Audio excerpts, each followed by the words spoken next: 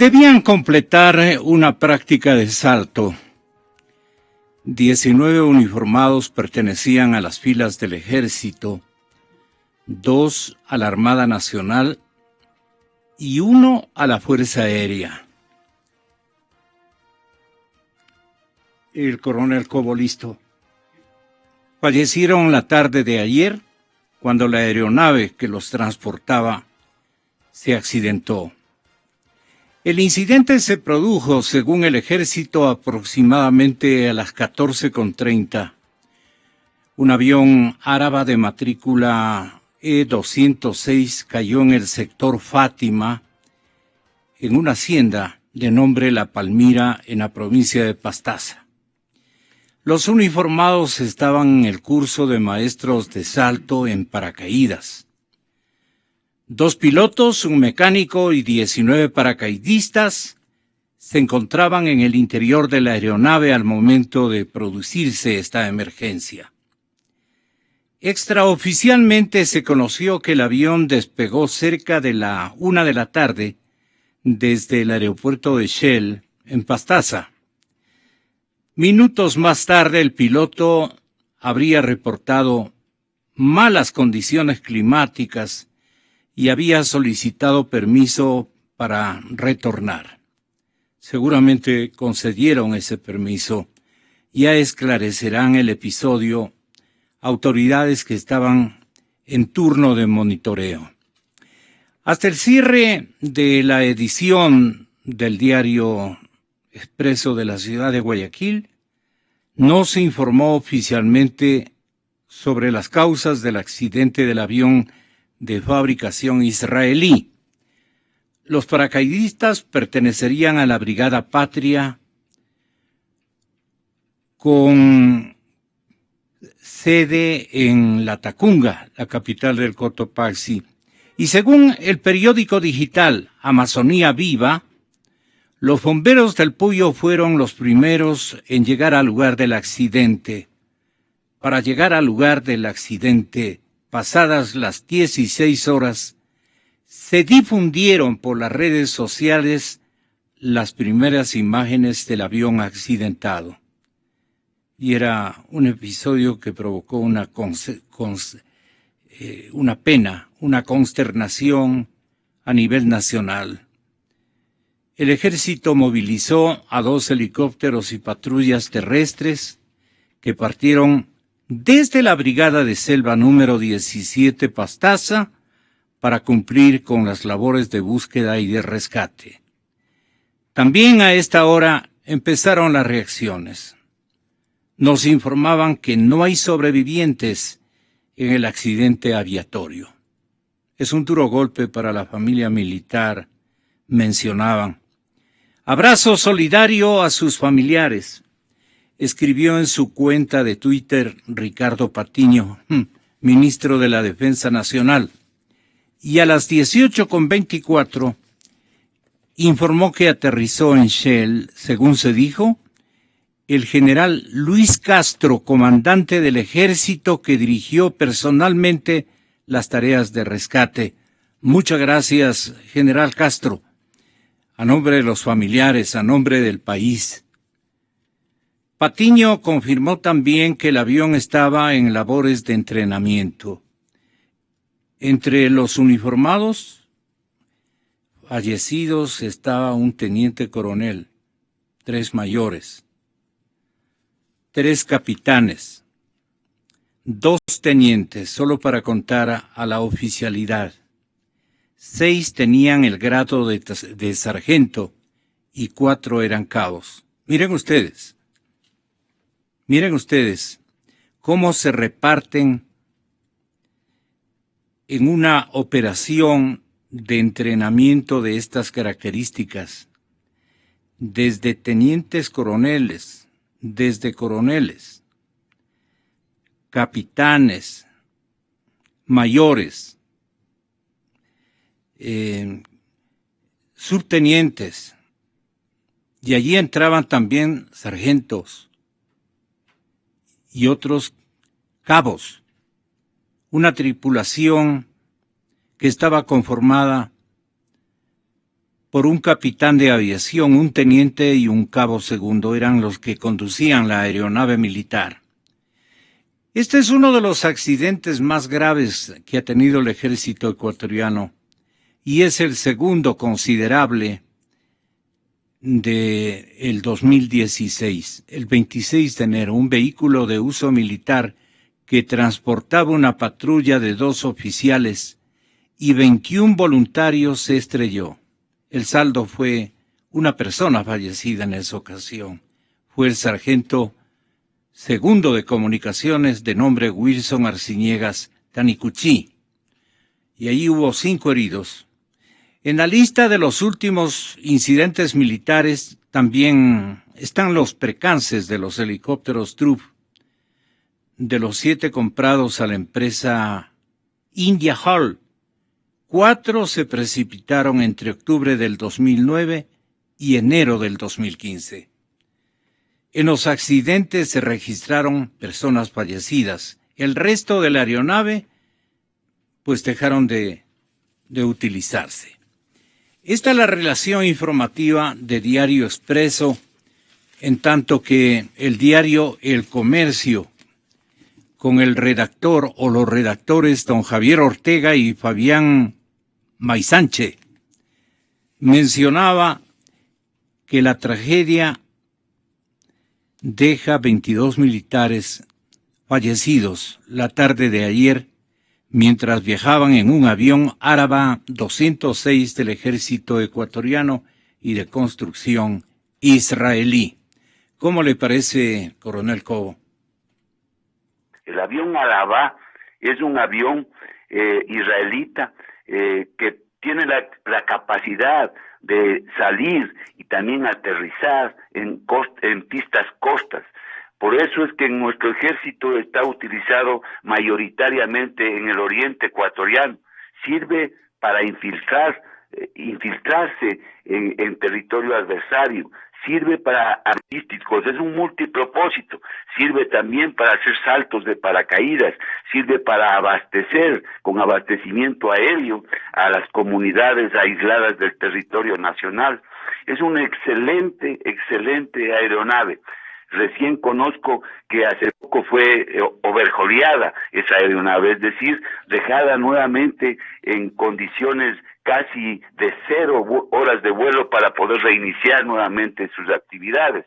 Lamentablemente en el oriente ecuatoriano tenemos condiciones atmosféricas variantes, a veces se sale de una pista en un lugar alejado del territorio y cuando ya se sale con buenas condiciones y inmediatamente se encuentra uno con dificultades en el tema aéreo. Y es por eso que también están experimentados pilotos conduciendo estas naves. Yo no estoy seguro, pero tengo indicios suficientes como para manifestar que ese avión no tenía caja negra. Es un avión militar, es un avión para infiltración, es un avión que no tiene que dejar señal electrónica definida cuando cumple misiones de transporte de personal a baja altura. No estoy absolutamente seguro, pero creo que así es. Y va a ser difícil determinar las razones del accidente ya en forma detallada. Creo que tenemos este momento informaciones desde la cadena Teleamazonas. Andrea Samaniego, desde la Amazonía. Una capilla ardiente para despedirlos a los 22 militares se instaló en Shell, en un salón del Fuerte Militar Amazonas. Adoloridos por la pérdida de estos 22 jóvenes que hoy conducirán y vivirán su sueño desde el cielo. Los cuerpos que salieron del Hospital General de Puyo luego de los procedimientos legales llegaron durante la madrugada de este miércoles a este sitio para recibir el adiós en la provincia de Pastaza. Vamos a trasladar a los cuerpos hacia el grupo aéreo. Ahí va a ser recogido por un avión que los va a llevar hasta la ciudad de Quito. En la ciudad de Quito aterrizarán en Tababela y posteriormente serán conducidos a la escuela militar, al Cayacu. Ahí se harán ya los honores oficiales. Después del rescate de los cuerpos, los familiares esperaban noticias en el hospital de Puyo. La tristeza era notoria en sus rostros, era inevitable, pero tenían pedidos para las autoridades. Que le reconozca todo de lo que tiene que ser un militar, que tiene que ayudar a la familia, a la esposa especialmente. El ministro de Defensa se hizo eco de estas manifestaciones y sostuvo que se brindará el apoyo necesario para que aquellos recursos que tengan que recibir como consecuencia de este accidente pues lo reciban lo más pronto posible. Vamos a estar haciendo el seguimiento como corresponde. Sobre el accidente aéreo, algunos testigos del hecho narraron cómo lo vivieron. Había ido a dar al fondo de la quebrada, a lo más profundo de la quebrada. ¿Cómo estaba el avión? Hecho pedazos. Difícil sacar a las personas dentro de... Extremadamente difícil. Es un impacto totalmente contra los árboles, además de que el terreno es bastante irregular. Pero será la Junta de Investigación la que empiece el procedimiento para conocer las causas reales de este trágico accidente. Quiero evidenciar que las condiciones siempre estaban intermitentes, mejoraba y el clima a veces se empeoraba. En ese sentido, pues siempre los pilotos hacen la evaluación correspondiente para poder volar. Sabemos que se estrelló contra una montaña, una roca. Según el comandante Aldaz, este avión militar era constantemente piloteado por la tripulación que estaba a cargo. Más de 100 militares ayudaron en el rescate de los cuerpos. En Pastaza, con cámaras de Carlos Coyahuaso y Marcelo Yasha, Andrea Samaniego, 24 horas. A las 2:30 de la tarde de ayer, 22 miembros de las Fuerzas Armadas perdieron la vida en este accidente aéreo. Los militares participaban en un curso de maestros de salto en paracaídas. El equipo estaba integrado por 2 pilotos, un mecánico y 19 paracaidistas. ¡Qué pena! Estos son militares de élite. Es gente totalmente súper seleccionada, y perdonen por las adjetivizaciones, pero es gente de élite, y con eso les digo y muchísimo. Es una pérdida inclusive humana profesional para la institución militar, humana profesional de altísimo nivel. Un aterrizaje de emergencia, seguramente trataron de ejercitar y claro, en la parte de la tierra estuvo ya convalidarán esto las autoridades militares y el grupo que está investigando todas las causas y razón de ser de este lamentable accidente. Ya nos dirán por qué la aeronave se destruye totalmente y va a dar en una especie de hoyo inmenso en donde queda el avión completamente destruido. Y ya pueden imaginar ustedes las víctimas mortales. Debió ser un cuadro terrible. Este momento queremos nosotros recabar alguna información sobre el accidente, más que el accidente, el traslado de los cadáveres de los pundonorosos militares hasta la base aérea militar en la ciudad de Quito. Esas son las disposiciones emanadas por las autoridades del ministro de la Defensa. Quiero entender que está apersonado, ahora sí, apersonado el señor economista Patiño como nuevo ministro de la Defensa, de dirigir esta operación de rescate de los cadáveres de los militares fallecidos. El coronel Luis Hernández está en línea telefónica. Muchísimas gracias. Qué pena, coronel, le mandamos un abrazo. Usted sabe el afecto que mantenemos a la institución militar y por las cosas que han venido ocurriendo, por los sinsabores que ha tenido que atravesar buena parte de su cúpula, es importante que un héroe de guerra como usted tenga la bondad de referirnos más o menos de lo que conocemos, cómo sería la desgracia y en qué parte no hubo un error de pilotaje, sino tal vez una orden que sobrevino y el mal tiempo condenó a ese vuelo a una tragedia como la que estamos nosotros describiendo.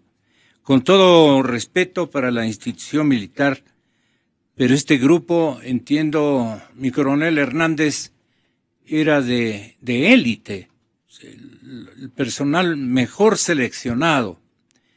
Y justo como para que se silencien muchas voces que han intervenido sin conocimiento de causa, solamente con animadversión.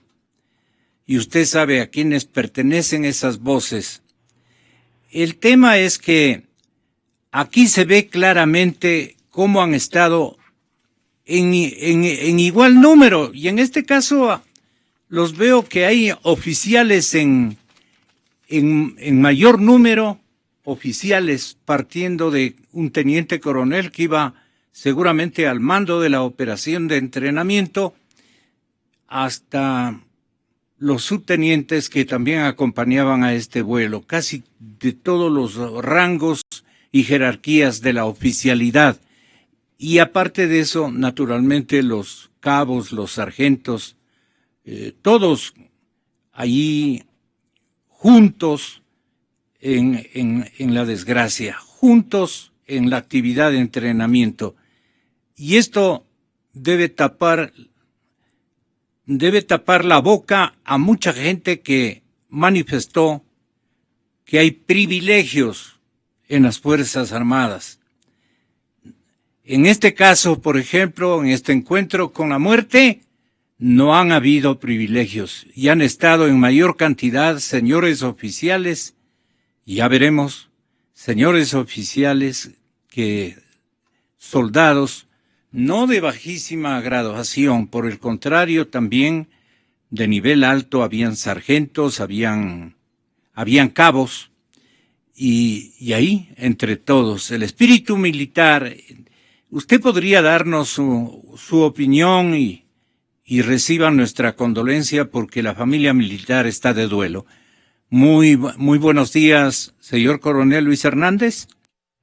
Muy buenos días, licenciado. Un saludo a todos los radioescuchas.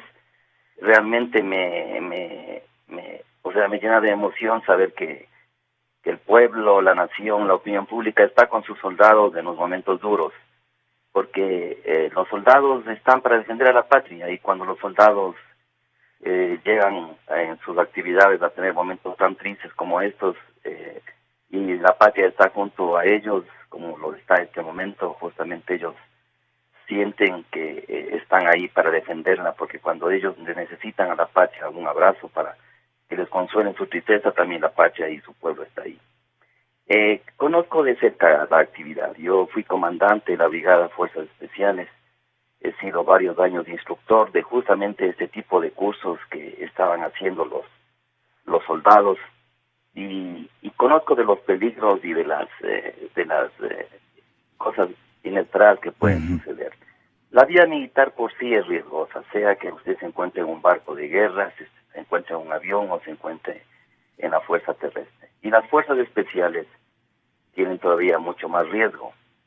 Siempre la línea entre la vida y la muerte en actividades como las que estaban haciendo los oficiales y los voluntarios el día de ayer, la línea es bien corta, y esa línea se rompe, y eso es lo que pasó el día de ayer, es lo que suponemos.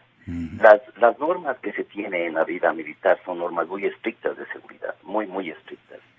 Pero cuando se está haciendo misiones de riesgo, cuando está entrenando para misiones de riesgo como las del día de ayer, lógicamente las posibilidades de que pueda salir algo a lo que nos lleve a un desastre está ahí.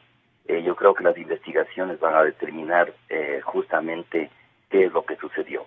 Aquí es importante resaltar que no solamente en las fuerzas especiales, sino en todas nuestras fuerzas armadas, nosotros tenemos como doctrina y como forma de comando el liderar con el ejemplo. El liderar con el ejemplo. Esto quiere decir que los oficiales siempre están a la cabeza de sus comandados, de sus subordinados, y los subordinados están siempre expectantes a que el suboficial les lidere. Eso yo pude y nosotros lo hicimos en el CENEPA, y ese es justamente el resultado de nuestro éxito en el CENEPA, que nosotros lideramos con el ejemplo. Y ahí tenemos una muestra, o sea, lo de ayer es una muestra de cómo es nuestra actividad diaria, cómo es la actividad diaria de las Fuerzas Armadas cuando sus oficiales son los que están a la cabeza de sus tropas dando el ejemplo en los momentos de peligro, tanto en el entrenamiento y en los momentos de peligro que finalmente les llevó a la muerte. Considere, estimado licenciado, opinión pública, de los que fallecen, la mitad son oficiales. La mitad son oficiales. Esto determina que de un total de 3.500 oficiales, 11 fallecen, y de un total de 35.000 voluntarios, 11 fallecen.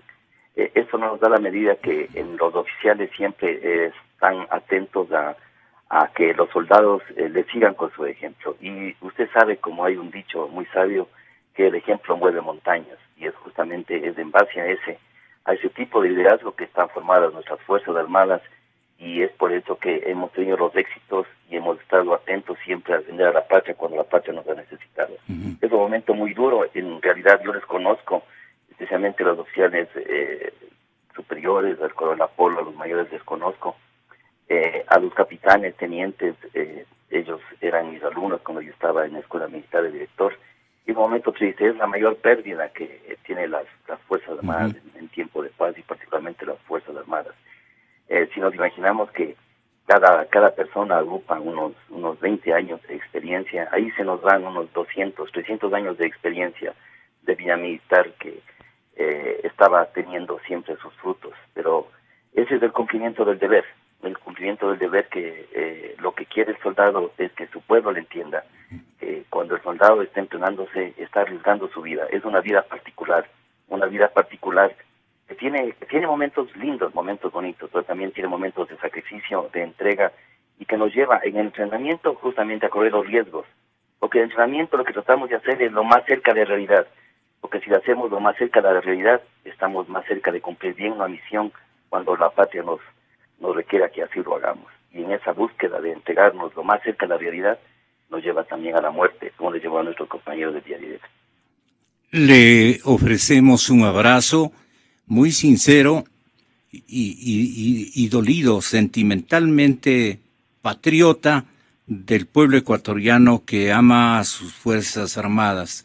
Reciba usted, coronel, lo mismo este gran integrante, este gran líder, igualmente héroe de guerra, el señor general Paco Moncayo. Y quiero que los dos tengan la bondad de determinar. Primero, para comenzar, el avión Áraba fue construido, me parece a mí, y eso es lo que anuncian por acá, que Israel hizo un sólido contrato con varios países de América Latina y construyó 90 Árabas para Argentina, Bolivia, Ecuador, El Salvador y otros. Seguramente nosotros con Bolivia en esos tiempos debemos haber sido los que menos aeronaves de este tipo pudimos adquirirlos, pero eso es lo de menos. ¿Por qué me refiero a los árabes? Porque no obstante que ha estado recientemente overjoleado, yo no recuerdo, salvo un incidente que me viene a la memoria, pero no lo tengo con claridad establecido. El Áraba más bien es un avión súper seguro, pero sirve para hacer entrenamientos casi a ras de suelo, en selvas, en sitios más complicados. Y fue un invento, un diseño de los israelitas en esa década, y ganaron fama estas aeronaves. Y recién nos informa el coronel Cobo que ha sido overjoleado. Seguramente el tiempo estuvo radicalmente opuesto a que le surquen las aeronaves de todo el mundo, pero el ejército dio la orden de que sus soldados traten de arribar hasta el destino después de haber aguardado un buen tiempo a ver si mejoraba el clima. ¿Cómo se dan estos episodios? Y qué pena, un abrazo muy fraterno y solidario a la familia militar y a usted personalmente, señor general Paco Moncayo. En línea se queda el señor coronel Luis Hernández. Muy buenos días y perdone por la molestia, mi general. Buen día, Gonzalo. ¿Cómo va a creer que esta sea una molestia si usted me brinda la oportunidad de expresar al ejército, a las Fuerzas Armadas, a los familiares, la condolencia por esta pérdida irreparable?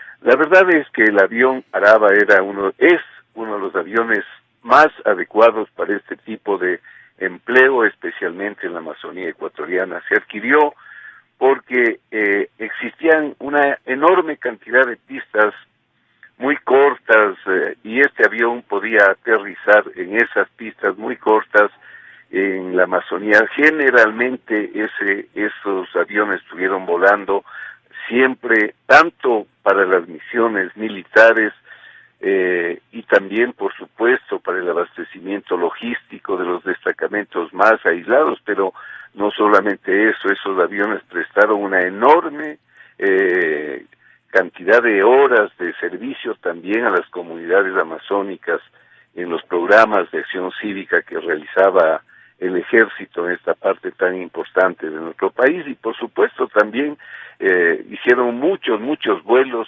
con personal, con logística en el conflicto del Alto Cenepa. Es un avión muy confiable. Parece ser que evidentemente fue un problema más bien del tiempo atmosférico.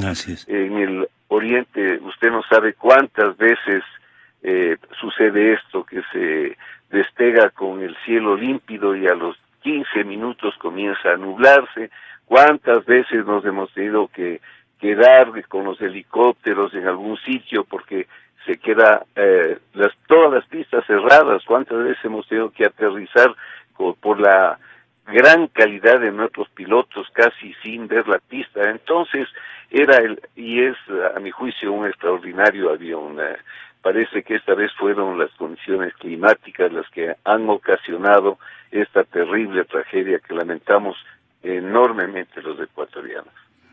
Nos ha llamado profundamente la atención esa mezcla, señor coronel Hernández, señor general Francisco Moncayo, esa mezcla normal, convencional que ustedes hacen para que ocupen las aeronaves militares, porque así es la tarea.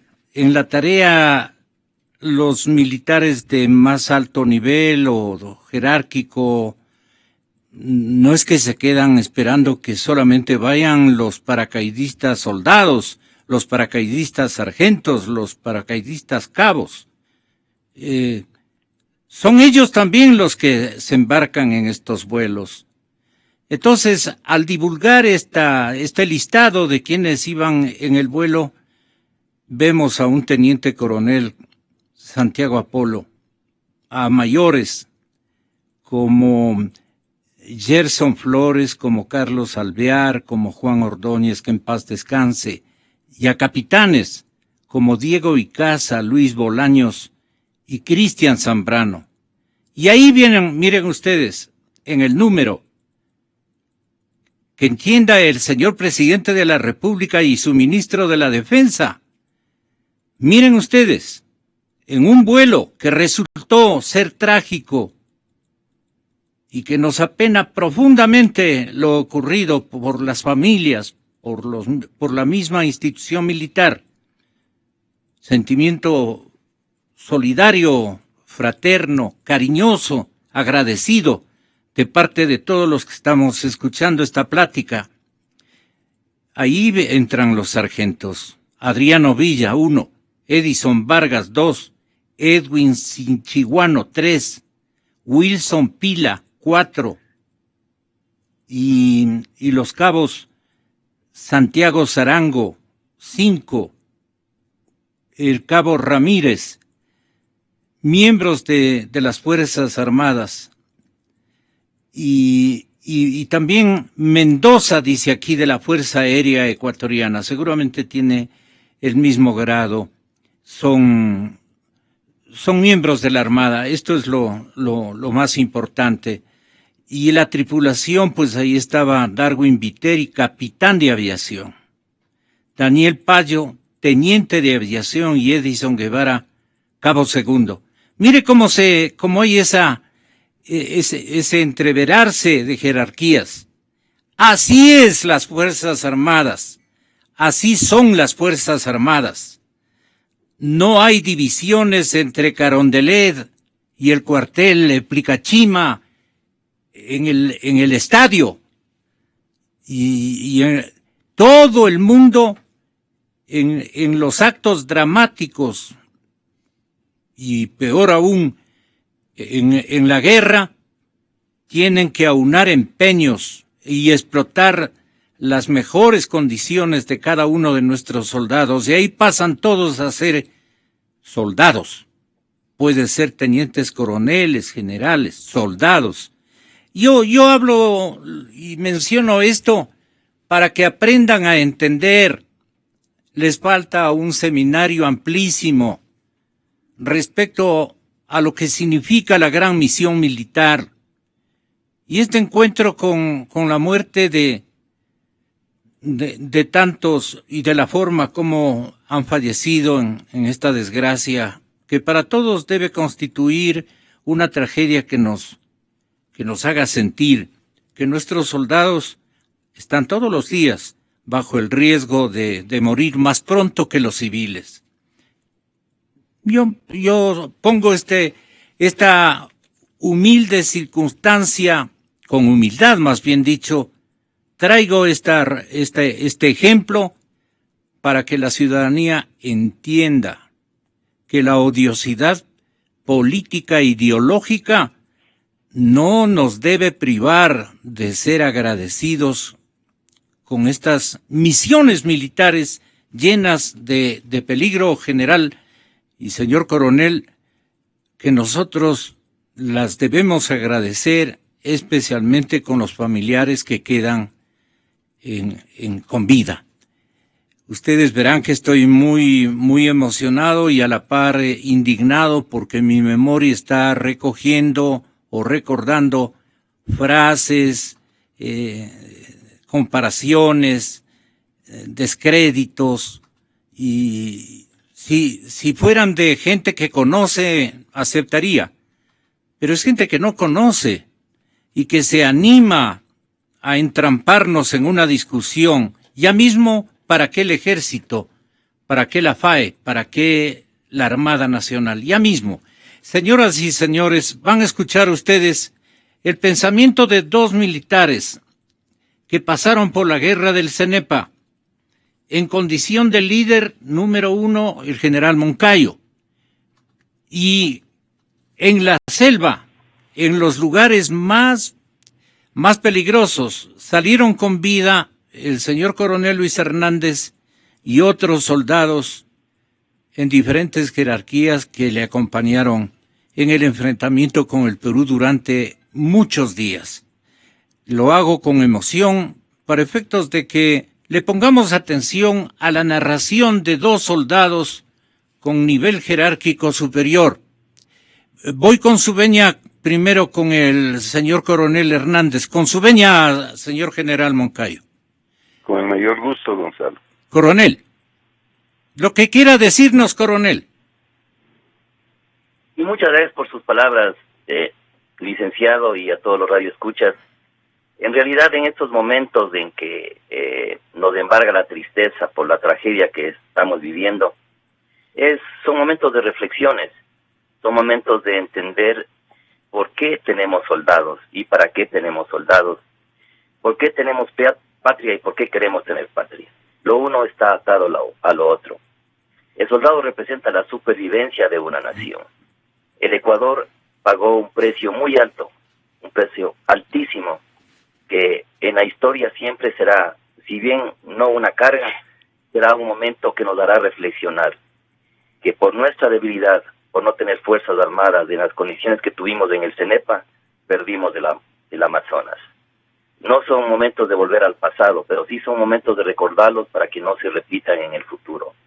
Si nosotros hubiéramos tenido un liderazgo político, hubiéramos tenido un liderazgo militar, hay que decirlo también, y unas fuerzas armadas adecuadas, no hubiéramos perdido el Amazonas, porque el Amazonas perdimos por nuestra debilidad militar, producto de una debilidad política y producto de entender que si queremos tener una patria eterna, tenemos que saber defenderla y tenemos que tener con qué defenderla. Yo respeto a los pacifistas, pero el pacifista se escuda en el arma de un soldado o en el arma del ciudadano que está dispuesto a defender ese pacifismo. Ojalá que la vida sea solamente de pacifistas, pero el mundo no es así y no creo que lo vamos a ver de esa manera en mucho tiempo. Quisiera referirme muy cortamente a lo que las Fuerzas Armadas no son de privilegios, nunca lo han sido ninguna fuerza armada del mundo que se preste de profesional. Y nosotros demostramos nuestro profesionalismo en el CENEPA. Ahí estuvo nuestro examen, ahí estuvo nuestra prueba y rendimos bien. Quiere decir que los procedimientos, la forma de liderar, la forma de entrenarnos eran las adecuadas. Por supuesto, no perfectas y hay que mejorarlos. Yo he pasado 28 años de la vida militar y he visto al lado mío cómo los superiores que han estado encima mío me han liderado con el ejemplo y yo de ese ejemplo he hecho también mi forma de conducta, mi forma de comando. Una cosa es tener privilegios y otra cosa es tener jerarquización en la institución. Una institución armada sin jerarquía no es institución armada. Ninguna sociedad sin el mínimo de orden tiene capacidad de supervivencia, y más aún una institución armada en la cual la disciplina es fundamental para poder liderar a los soldados en los momentos más difíciles. ¿Y cuáles son los momentos más difíciles? Los que nos significa enfrentarnos a la muerte. Y no solamente cuando estamos en la guerra, sino cuando estamos entrenándonos, como lo demuestran los hechos tristes del día de ayer. Señor Coronel Hernández, muchas gracias por esta participación. Nos disponemos a escuchar a Paco Moncayo, general. Gonzalo, usted ha dicho algunas verdades muy importantes que conviene que se las clarifique. Mire, el general no es general si no tiene la tropa que comandar. El general no gana las batallas. No hay nada más, no hay ninguna cosa que sea una construcción social más intensa que la guerra.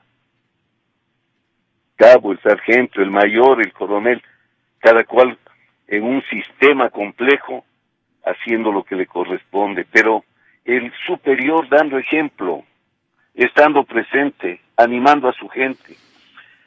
Usted escucha muchas veces esto de la familia militar y parecería, porque hoy esto de que las Fuerzas Armadas son la columna vertebral de la patria, por ejemplo, que es sin duda una metáfora, se la somete a análisis profundos de racionalidad. ¿Quién quiere racionalizar una metáfora, al menos que no entienda de qué se tratan las metáforas? Entonces la familia militar es una construcción que se hace de cada día. Le puedo decir, Gonzalo, yo comencé mi carrera en los destacamentos de El Oro, viviendo con 15 conscriptos, 5 clases, como una familia, en la que todos participábamos en todo, como una familia. En el Oriente estuve en destacamentos como Lorocachi, como Ceilán, igual un grupito de seres humanos, en esa época botados en la selva, porque no había los medios de comunicación, no había los helicópteros. Éramos una familia. Para comer teníamos que pescar, teníamos que cazar, las tareas más difíciles tenía que hacer el oficial, de manera que estas ideas absurdas de que hay una brecha entre los pelucones oficiales y la tropa, eso es una creación ficticia, llena de prejuicios. Mire, Gonzalo, yo le puedo decir que en los años 90 nosotros teníamos el sistema de sueldos más democrático de América Latina, lo que ganaban entre el general y el soldado. Reubicamos los sistemas para que el suboficial esté en una escala de salarios que era igual a la de un mayor, porque antes donde terminaba el subteniente comenzaba el suboficial. En los años 90, los suboficiales, los sargentos pasaron a ser parte de los estados mayores. Yo como comandante del ejército tenía un suboficial mayor en mi estado mayor para tener la voz de la tropa en el oído. En los cursos de comandos, de tigres, de selva, los oficiales perdíamos el grado y éramos simplemente tan alumnos como el cabo, el soldado.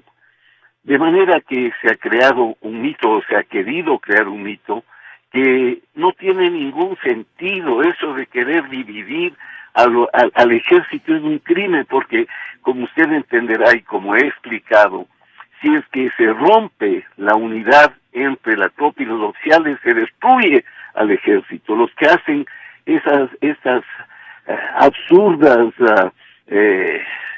comparaciones de una especie de oligarquía de oficiales al lado de una tropa abandonada, no saben el mal enorme que están haciendo al país. Esto sirve tanto para las Fuerzas Armadas como para la Policía Nacional. Este momento no debe ser, por supuesto, para utilizarlo políticamente, pero sí debe servir como una llamada de atención para que reflexionemos con amor a la patria, para que reflexionemos sin resentimientos, sin odios atávicos a los uniformes. Por favor, esta es una sola patria. Todos estamos cobijados bajo la misma bandera. Los militares y los civiles aquí hemos tenido una relación que envidian en otros países. Yo les he dicho cuántas veces a estas personas llenas de prejuicios que yo mandé desde pelotón hasta todas las Fuerzas Armadas, que nunca de parte de mi tropa, de parte de mis unidades, le digo desde comandante pelotón hasta todas las Fuerzas Armadas, se disparó un tiro en contra del pueblo ecuatoriano, que nunca dimos una clase de tortura o la gente que comandé torturó a nadie. Por favor, hay que entender la realidad de las Fuerzas Armadas ecuatorianas, fuerzas vinculadas profundamente a su pueblo, Fuerzas Armadas queridas por su pueblo. ¿Qué sirve esta ocasión que lamentamos todos, que sentimos de lo más profundo de nuestra alma todos? Que sirva para que se calmen esas actitudes que no le hacen bien al país, para que reflexionemos, para que nos tranquilicemos, para que debatamos los temas de lo militar, porque todo tema es en democracia sujeto a debate, pero vuelvo a decir, sin odio, sin prejuicios, simplemente buscando lo mejor para las Fuerzas Armadas, lo mejor para la Policía Nacional, lo mejor para el país. Espero que este momento tan triste, tan doloroso yo no digo para los militares, yo creo que para todo el pueblo ecuatoriano, sea un día que nos lleve a la reflexión, a terminar las posiciones antagónicas, a terminar con las actitudes divisionistas, a aportar para que volvamos los ecuatorianos a ser todos cobijados bajo la misma bandera, volvamos a ser hermanos, que de eso es lo que se trata, que la muerte de esos valiosos seres humanos sirva en este país para eso. Gracias, Gonzalo. A usted, general. A usted, general, y a usted, coronel. Muy buenos días y muchas gracias por esta contribución con los oyentes de la cadena Democracia. Señoras y señores, La familia del excomandante de la Fuerza Aérea Jorge Gabela ahora busca acciones en la Contraloría General del Estado. Acciones que permitan aclarar la muerte del general asesinado en el año 2010.